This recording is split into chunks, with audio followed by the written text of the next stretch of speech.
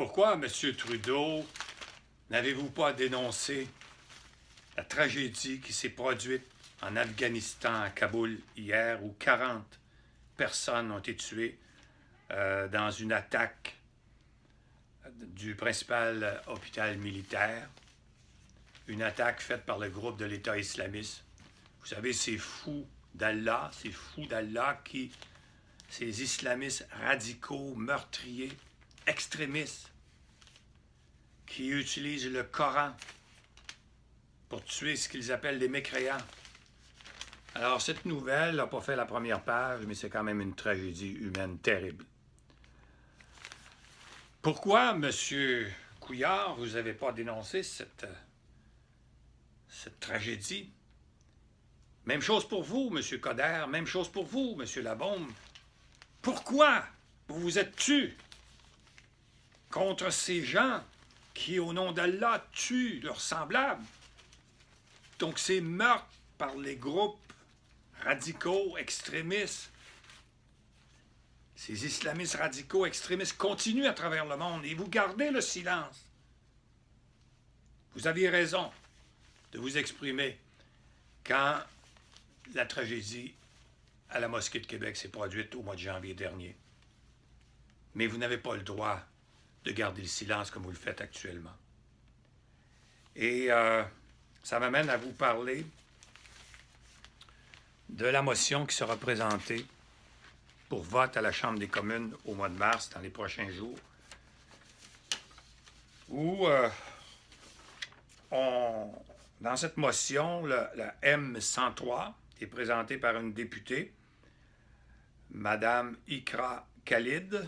Iqra Khalid, vous me pardonnez le nom si je le prononce mal.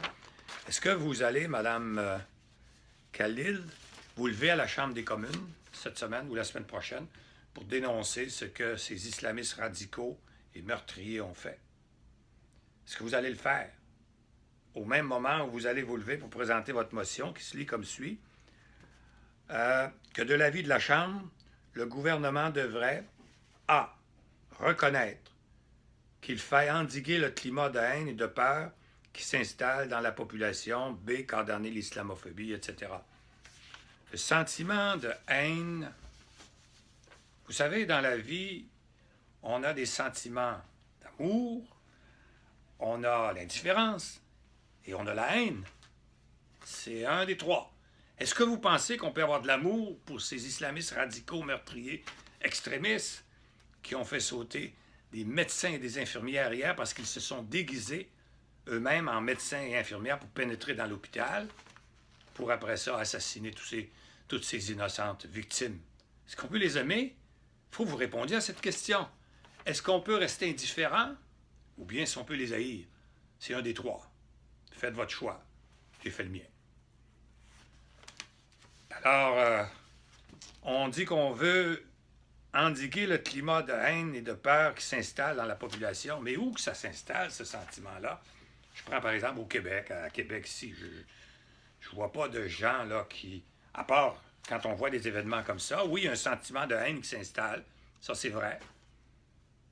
Qui est occasionnel. Mais ça ne peut pas être un sentiment d'amour. Vous ne pouvez pas forcer le monde à aimer ces extrémistes radicaux qui tuent au nom d'Allah en criant « Allahu Akbar ». C'est difficile à comprendre. Alors, cette motion m'apparaît complètement inutile, de la poudre aux yeux, qui fait qu'on perd confiance dans nos politiciens qui organisent ce genre de spectacle pour nous faire croire que l'islamophobie est répandue à travers le Canada, à travers le Québec, et puis qu'on n'entend pas souvent parler. Les imams, là, pourquoi vous ne dénoncez pas ça aussi? En disant que le Coran ne permet pas de faire ça, que ce sont eux-mêmes des mécréants, des meurtriers, des tueurs, puis qu'ils n'ont pas le droit de parler au nom de l'islam. Vous devriez le répéter chaque jour. Et là, on comprendrait mieux. Vous savez, le silence, parfois, c'est plus dangereux que des paroles. Je voulais juste vous rappeler, comme avocat, comme constitutionnaliste également, l'importance de la liberté d'expression. Toutes ces motions autant à Québec ou ces lois qu'on veut passer à Ottawa ou à Québec, peu importe, visent uniquement à faire peur à ceux qui veulent s'exprimer sur les questions religieuses. Moi, je vous dis que la liberté d'expression et d'opinion est garantie dans la Constitution canadienne et dans la Charte québécoise des droits et libertés. La liberté d'expression et d'opinion. Ça veut dire que vous pouvez vous exprimer sauf la limite prévue par la loi, par le Code criminel. Quelles sont les limites dans le Code criminel? C'est le libelle diffamatoire. Publier une matière qui est susceptible de semer la haine, le mépris ou le ridicule sur une personne ou porter atteinte ou un groupe à sa réputation. Donc, c'est le libelle diffamatoire. Il y a également une autre disposition qui s'appelle la propagande haineuse, donc quiconque encourage ou incite les gens au génocide. Ça, c'est passible de 5 ans d'emprisonnement et ça prend l'autorisation du procureur général pour poursuivre ceux qui incitent au génocide avec de la propagande haineuse. Donc, haïr un groupe pour sa race, sa couleur ou sa religion. Et également, il y a l'incitation. L'incitation à la haine. Donc, l'incitation à la haine, ça, c'est passible de 2 ans. À la haine contre un groupe identifiable également. Et il y a des motifs de défense de prévus. Il faut que les faits soient faux. Il faut que ce soit fait de mauvaise foi, qu'il n'y ait pas de bonnes intentions. Puis il ne faut pas que ce soit dans l'intérêt public. Alors, votre liberté d'expression, protégez-les. Protestez, indignez-vous, choquez-vous contre ceux qui veulent y porter atteinte. Actuellement, c'est au nom des religions. On dit des religions, mais dans le fond, il n'y a pas beaucoup de religions, à ma connaissance, qui font l'objet de discussions. Bon. Alors, voilà. Moi, je veux également vous demander de continuer à vous choquer, à vous indigner et de devenir membre du mouvement Liberté Nation parce que nous avons besoin d'être des milliers pour pouvoir changer les choses. Oui, il y a de l'espoir. Oui, nous allons continuer à nous battre. C'est pas vrai qu'on va arrêter, que les politiciens vont commencer à bouleverser la société, mais pas dans le sens noble. Alors, en devenant membre du mouvement Liberté Nation, par milliers, c'est un www.liberte-nation.com. Inscrivez-vous, ça prend 5 minutes. On va être des milliers, puis c'est gratuit. Vous n'avez rien à perdre, vous avez tout à gagner. Puis en plus, vous allez pouvoir, c'est un réseau virtuel, on a tout le Québec, par région. Il y a seulement les membres qui peuvent voir ça. Alors vous allez voir tout le Québec. Si vous êtes dans la région de la capitale, la région de la Montérégie, etc., peu importe la région, vous allez voir tous les gens de votre région qui sont membres, vous allez les connaître, vous allez pouvoir dialoguer avec eux. Pardon.